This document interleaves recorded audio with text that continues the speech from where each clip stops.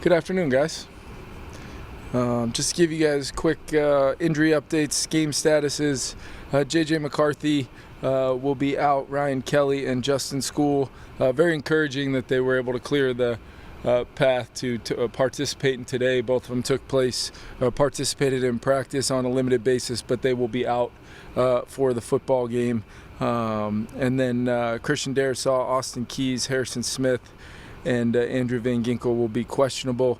All two of those guys, CD and Andrew Van Ginkel, were full participants today, and then Harry and Austin Keys were limited today. But all those guys have done a phenomenal job, and encouraging that we could potentially have some folks available for the weekend, but want to let the medical staff, and now that our week of working reps, full speed reps, have come to an end, which the team had a great week of practice and capped it off another one today. I love where the guys are at. Intentional urgency and focus to know we're playing against a really good team this weekend. Very lucky to have another opportunity in front of our fans back at US Bank Stadium. Big weekend, speaking of which. Looking forward to honoring Jim Marshall this weekend. I think we'll have over 90 Vikings legends here for our annual Legends Weekend. They'll spend some time with the team tomorrow at the pregame walkthrough, and then great weekend having those guys around over at our hotel and just around our football team. The great history of this organization around our current team is always one of my favorite parts of getting to be the head coach of this team, is being around a lot of those guys. But open it up to you. Kevin, if Christian can't go, what would you do at left tackle?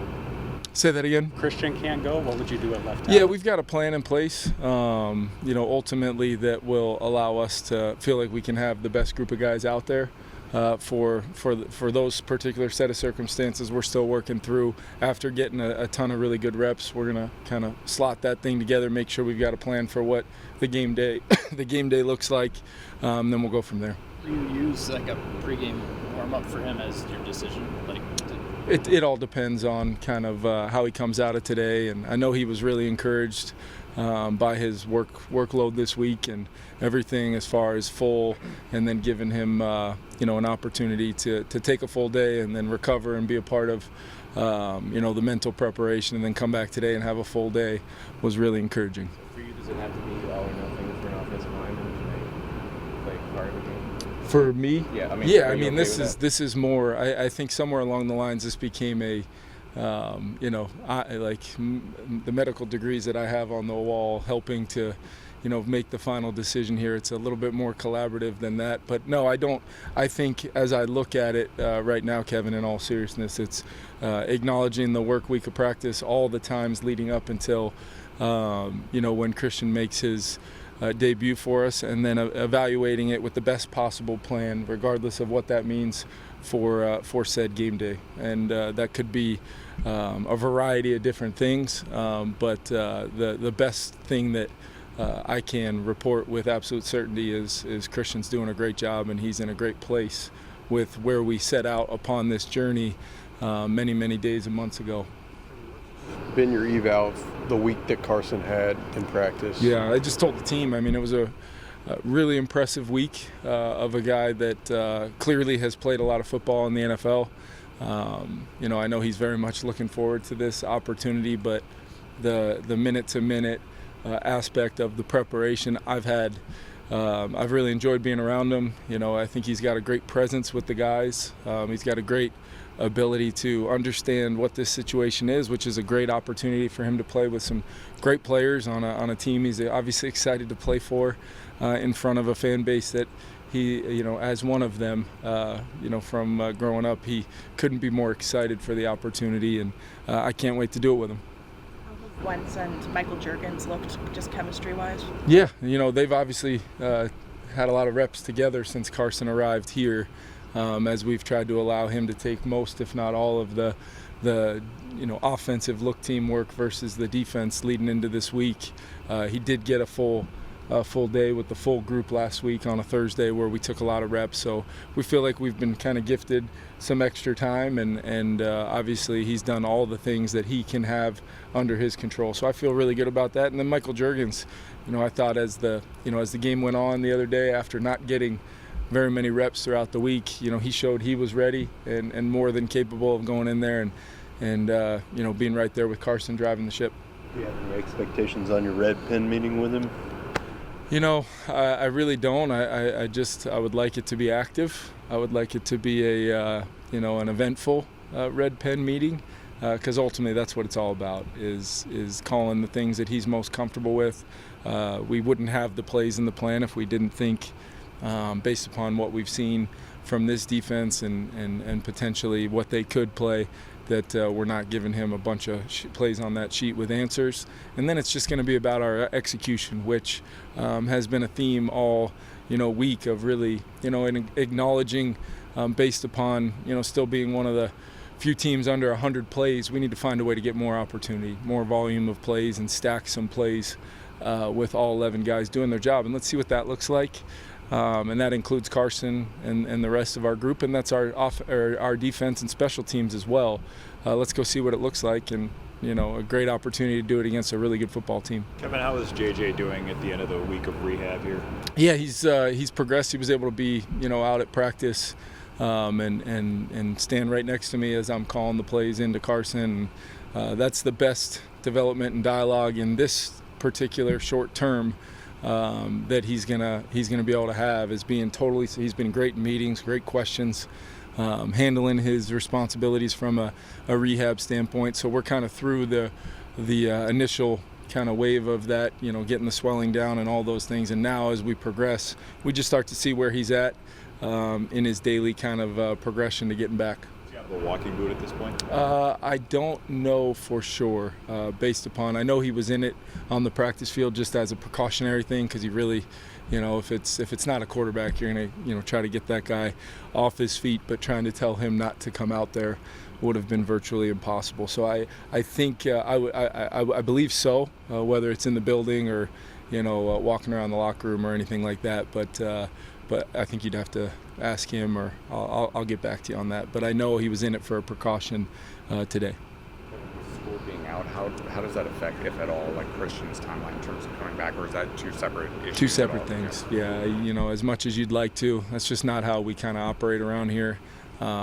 Just this has been a bigger, more global picture for Christian since his going back a long time. So we're going to be, obviously, very selfishly, everybody in that locker room and on our coaching staff, and I'm pretty fairly certain our fans feel the same way. We love having him play left tackle for the Vikings, and he knows that, and he loves doing it. He loves football, so we can't allow all of those things and all the things that we may want to affect the way we have viewed this situation. That's really how I've operated this whole time. Constant dialogue, making sure that I'm aware of where Christian's at, what's his dialogue like with our medical team, with our trainers, with the strength staff, with the position coaches, and then ultimately just keep on making sure that we leave no stone unturned from a standpoint of his recovery and rehab, so that we allow Christian to make the complete full recovery that he's been working so hard to do.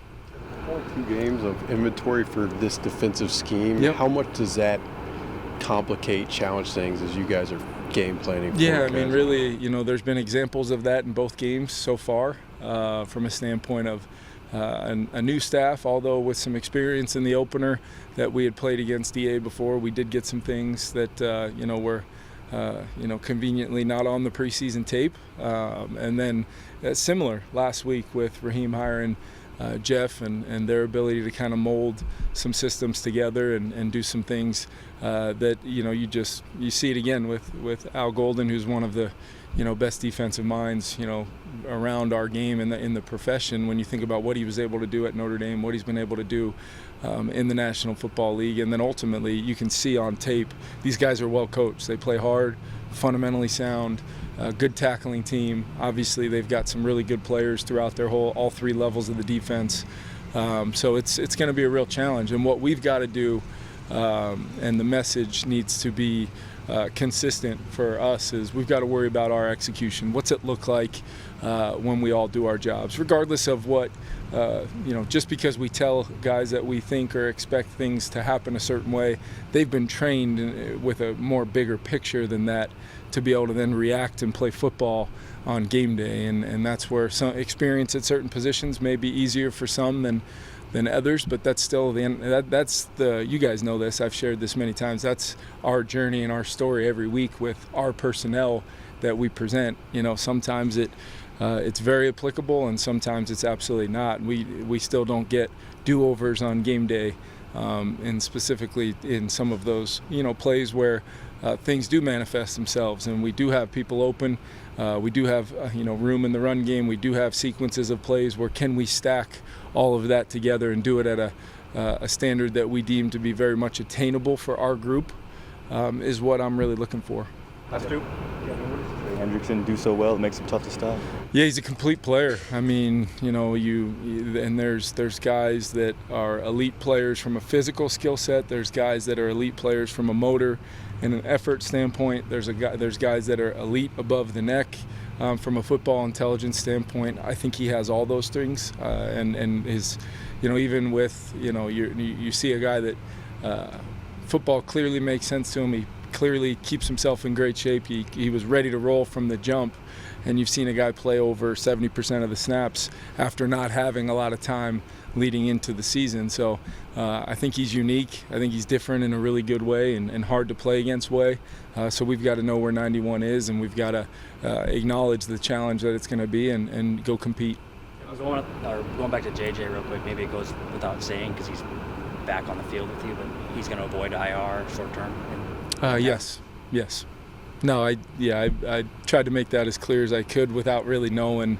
I don't want to get too far ahead of myself early on we've kind of learned the hard way on that a few times over these last 3 years. So, but I do feel good about where he's at in the early stages. As I told you guys, I would update you. So thank you for holding me to that. And I can say I feel pretty strongly as of right now that we're on the daily kind of work to just get healthy and get him back as soon as we can 100%. Thanks, everyone. Thanks, guys.